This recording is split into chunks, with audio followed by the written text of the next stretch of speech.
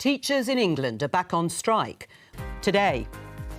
What do we want? School funding! When do we want it? Now!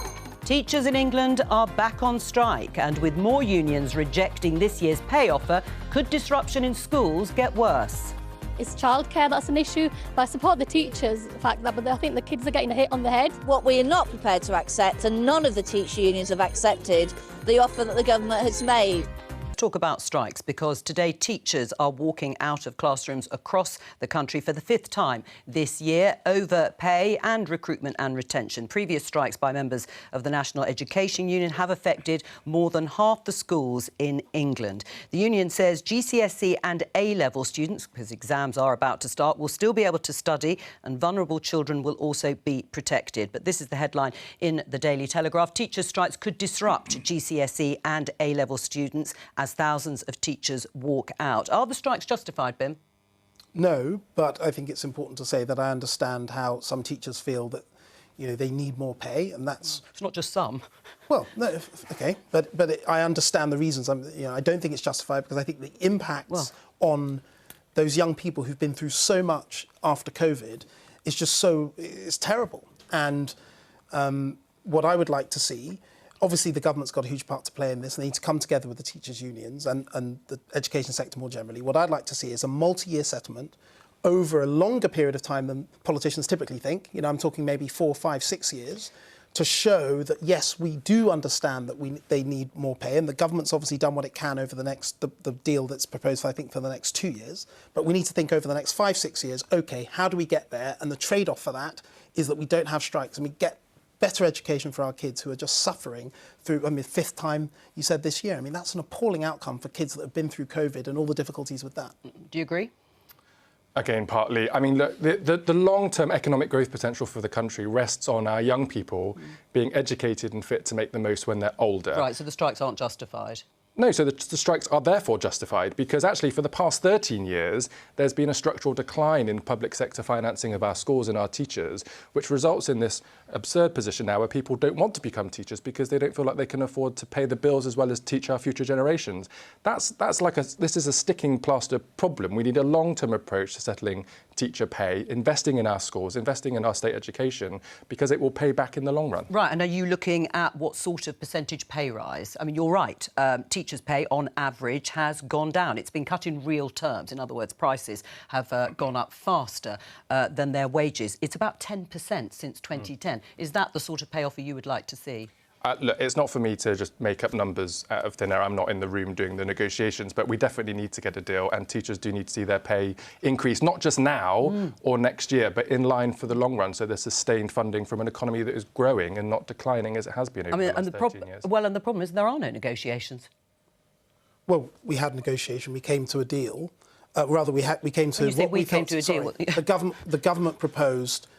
after a long period of negotiating, and then so we are sort of stuck at the moment. But I hope that negotiations will continue. And how would you do that? How would you unlock that? Well, I mean, it depends highly. It depends highly on the individuals and the personalities and how that relationship can develop. But I just wanted to take up something that Darren was saying, or rather that you said in question to Darren.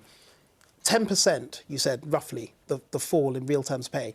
We've had inflation, largely due to global factors, of about 10%. A big part of the problem... Yeah, but this is since 2010. I'm not talking about just in recent times. I agree, but hold on. But if you get 10% at the end, that has had a huge impact on pay. And so the real reason why we're having these problems in the public sector is over the last year, we've had a huge spike of inflation. That has been the biggest driving force. That's one of the reasons why getting inflation down as quickly as possible is...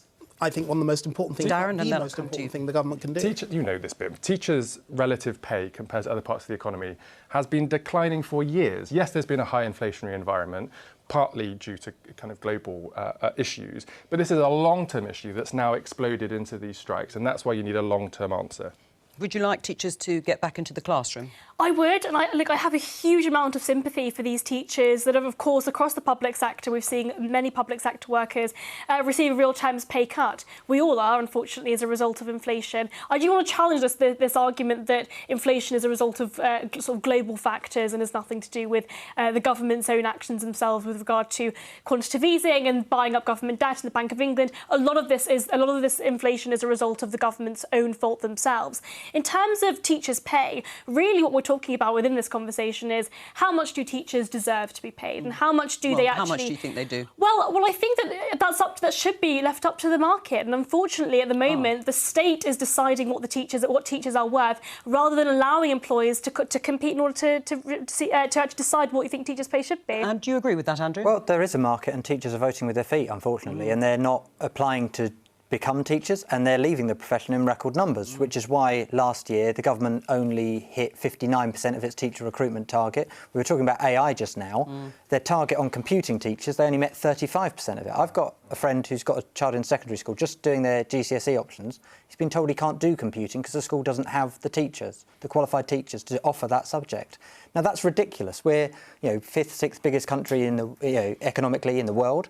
And, this is the cutting edge of technology. And children can't do computing at GCSE in some schools because they haven't got the teachers. So it's a complete failure. We clearly need to raise wages. There's a recruitment crisis, same as there is with nurses. This is just blatantly obvious. If you want more people in classrooms, you've got 500,000 children being taught in class sizes of over 30 because of the lack of teachers, another 500,000 being taught by unqualified teachers with teaching assistants filling the gap where teachers should be.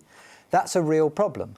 And unless you want, as Darren said, if you want a productive economy in the future, you need to invest in children now in schools. I totally agree, but I think that in order for us to attract the best and the brightest in this country, I mean, why do a lot of these incredibly educated people go and work in the private sector rather than go into teaching? Because they can get paid more. Because they can be paid more, exactly. And the pay's been driven down over the last 13 years. Absolutely, which is why if we allow competition, allow us to marketise the education system, actually, not only will that allow more choice for parents and for families, and for teachers, but actually what that will allow is teachers to be paid even more. Just in areas where you have got a very free market, not many unions involved in that, is pay higher or lower, do you think? I mean, if you take, say, the social care sector, for instance, which is not very well unionised, you've got pay rates of, £10, £11 an hour.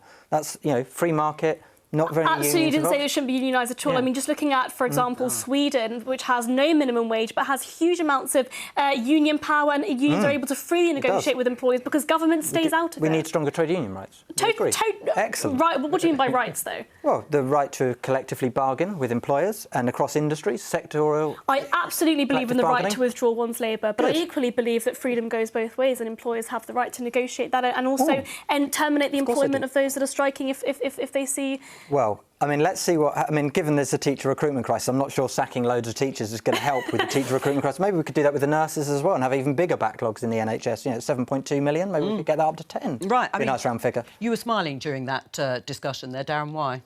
Well, I suppose it was fun in many ways, but the reality of it is that our schools are not a market, nor is our health service. They are public services. And what that means is that the government has a responsibility to create the conditions for strong economic growth, to bring in taxes, to pay for the public services that meet the needs of the country. Right, because what sort of pay rise would you be asking Labour to offer? Look, I think the teachers have asked for it to increase in line with inflation, which is 10% this year, has been said. I think that's a reasonable demand. When inflation is 2 or 3%, people get inflation-proof pay rises. It's not an abnormal thing. Obviously, the government needs to be doing more to bring down inflation, and it could be doing more. We have the highest inflation in the G7 and in Western Europe at the moment.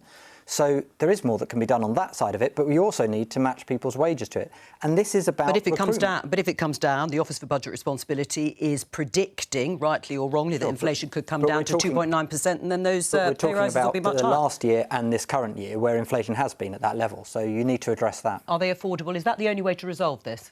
Well, I think the problem with what Andrew was saying was that if you have pay rises of, say, 10% in one area of the public sector, you will very, very quickly be facing demands for 10% across all the public sector that employs, and the public sector occupies, about 40% or so of the GDP of the country. Very, very quickly, you're embedding higher inflation over a longer period of time. And then you get into a spiral. And that spiral we saw in the 70s, and not just in this country, by the way, but in other countries as well. And it took many, many years of government struggling, a very long time to try and get a handle on it. What I think a better approach is, of course, yes, you're right, we need to bring inflation down, and that's a huge focus for the government and should be.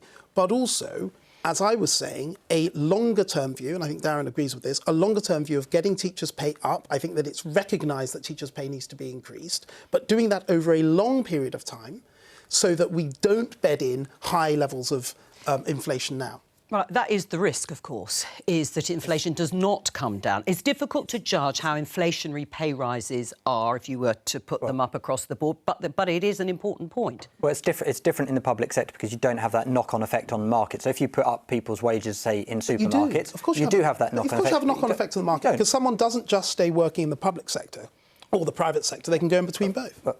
Look, you don't. But look, if you want, do you want to solve the teacher recruitment crisis? That's the question. And if you do, then you've got to pay. You can't drive teachers' wages. If you listen to the IFS, they say teachers' pay is £6,600 lower in real terms than it was in 2010. That's why people aren't applying to be teachers. Where is this money coming from that we're going to if we're going to give teachers inflation-busting pay rises? Well, if we could afford it in 2010, why can't we afford it now? I mean, we're one of the richest countries in the world. Huge more amounts of government spending now than we had 10 years ago. Well, yes, but that's because we have a larger population and various demands. To pay for there are a whole range of areas of government spending I would personally cut. But look, I think you can afford this. And by the way, any teacher's pay rise, over a third of it automatically comes back to government in tax and NI anyway. And then you've got council tax, VAT when people shop. So this helps stimulate the economy. At the moment, we've got an economy where people's wages are going down. More is being spent on rent and housing, and therefore you've got less going into the economy. And we're going to talk about housing, but on the recruitment, teacher recruitment is 41% below target for secondary schools this year. I mean, that is a serious lack and shortage of teachers. Do you agree a bigger pay rise would help resolve that? It would depend exactly how big it was. I actually think when you actually look at the data for why teachers are leaving, when they leave, pay doesn't necessarily come at number one.